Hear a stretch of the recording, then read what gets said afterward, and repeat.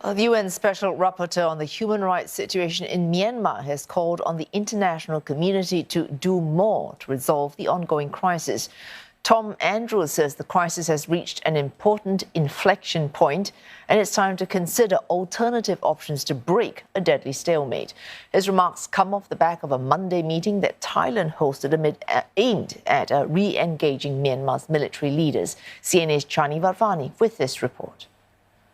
In what was a very strongly worded statement, Mr. Andrews said there should be recognition that the current course of action in response to the crisis in Myanmar is simply not working and that a change, of course, is imperative.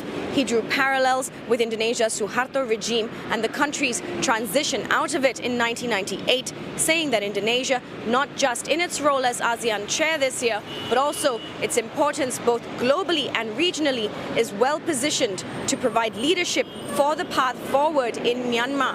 Mr. Andrews added that Myanmar's military leaders have been able to maintain its obstruction of the five-point consensus with impunity, and Myanmar's continued participation in formal ASEAN defense meetings is a cause for great concern. He said while President Joko Widodo has proposed extending the ban on the military's participation in ASEAN meetings beyond the ASEAN summit and the foreign ministers meeting, there has been objections from other ASEAN states, and so there needed to be a concerted effort to put pressure on the military by taking away what he said were three key elements: money, weapons, and legitimacy.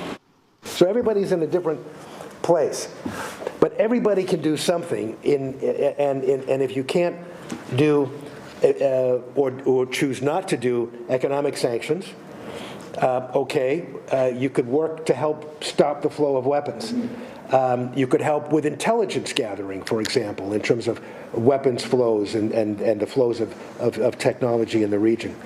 And then if that is not readily something that you would choose to do, then there's the legitimacy factor.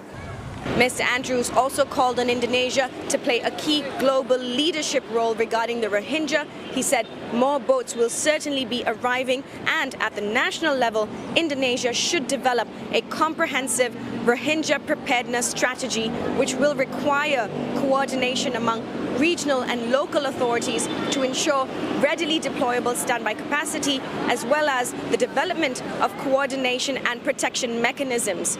Finally, he said Indonesia must also shift its narrative of only being a transit country and develop a rights-based approach that includes hosting Rohingya for the medium and long term. Chani Varvani, CNA, Jakarta.